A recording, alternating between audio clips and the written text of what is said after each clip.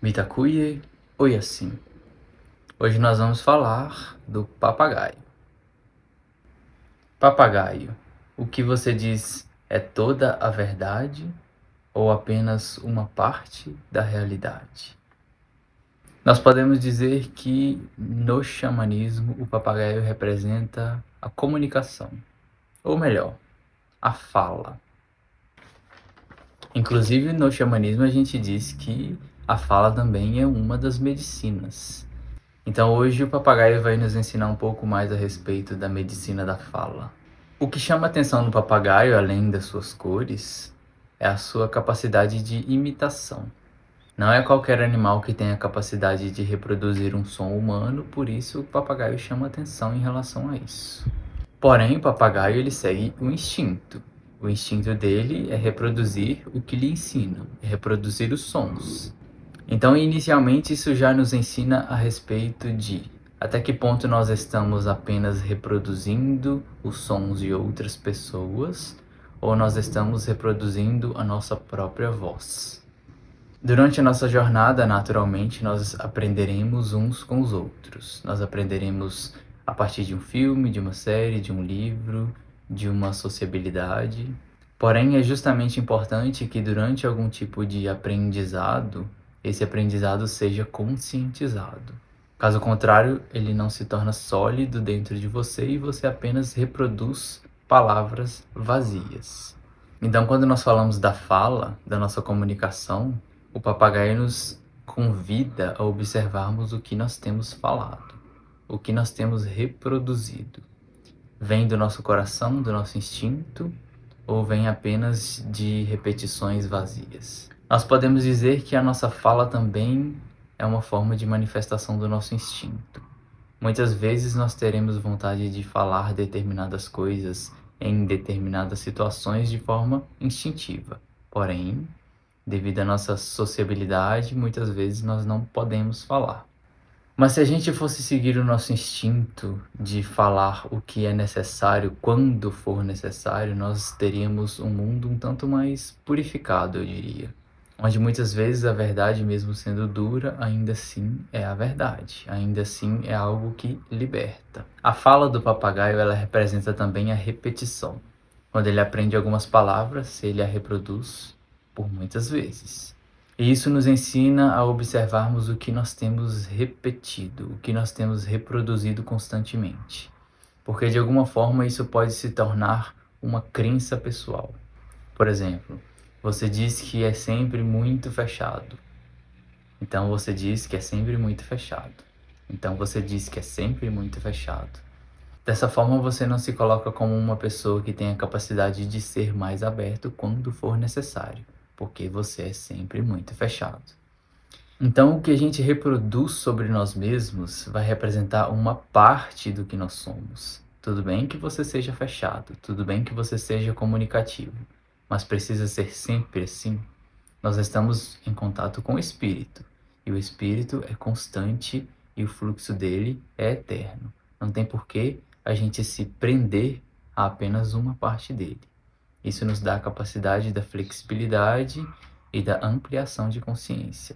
Caso contrário, a gente fica na repetição, andando só em volta do nosso quadradinho.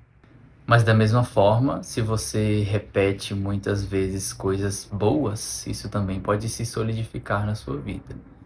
Por exemplo, você repete que você é uma pessoa carismática. Você é carismático.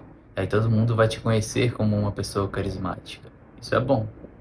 Então, com a medicina da fala, nós vamos observando o que nós reproduzimos de dentro de nós. O que você tem falado. Muitas vezes a gente fala coisas da boca para fora.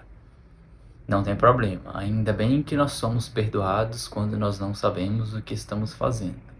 Porém, à medida que a nossa consciência vai chegando, a gente vai precisando ter mais responsabilidade pelo verbo. O verbo é a criação. Porém, enquanto nós não temos essa total clareza, a gente vai sendo perdoado pelo que a gente fala durante o nosso caminho. Um exemplo disso são os conteúdos que eu gravo aqui, as minhas falas nos vídeos. Existe uma considerável edição, porque eu preciso me concentrar em cada palavra que sai da minha boca. Eu sou o primeiro a ouvir.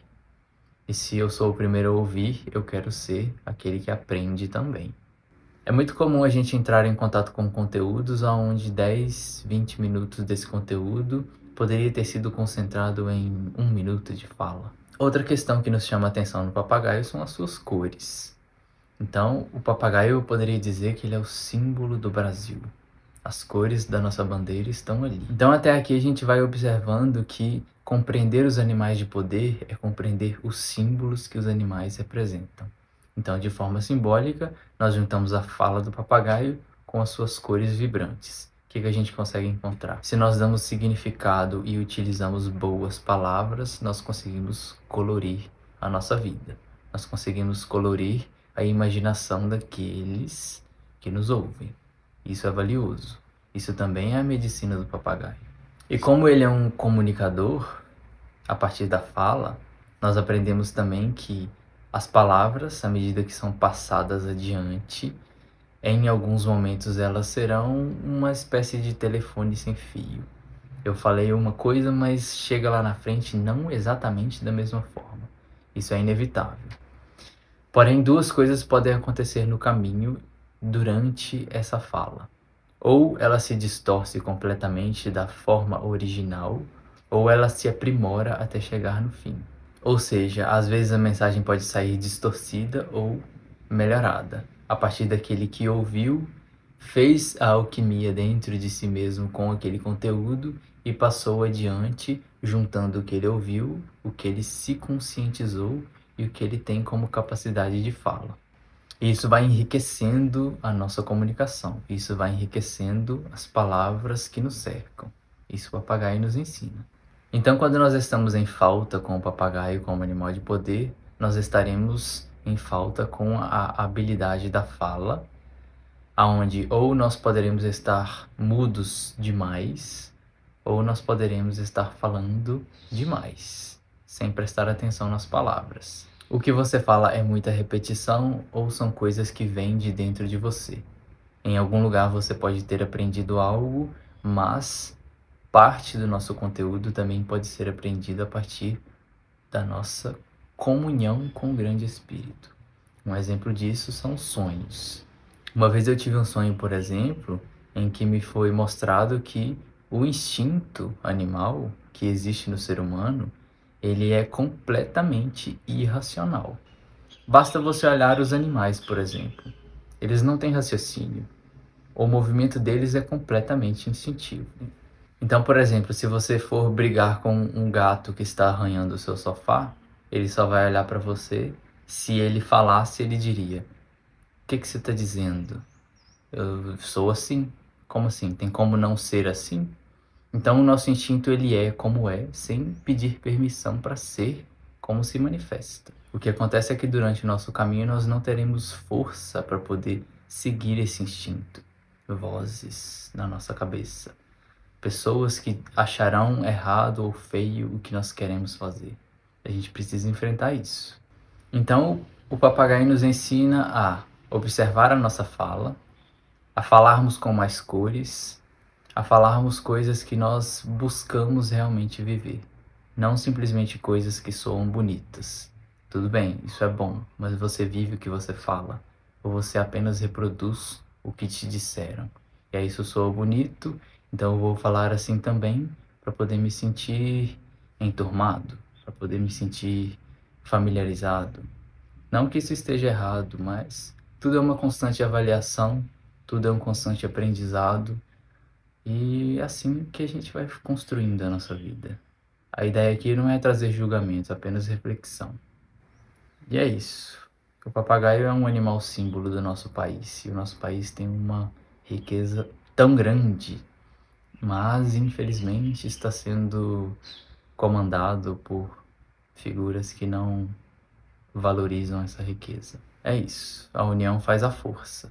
E à medida que nós formos nos unindo, a gente vai conseguir lidar verdadeiramente com isso, sem apenas uma voz de rebeldia, e sim com uma voz de rebelião, uma voz de alcance. Nós usaremos a nossa fala com real motivação, com real poderio.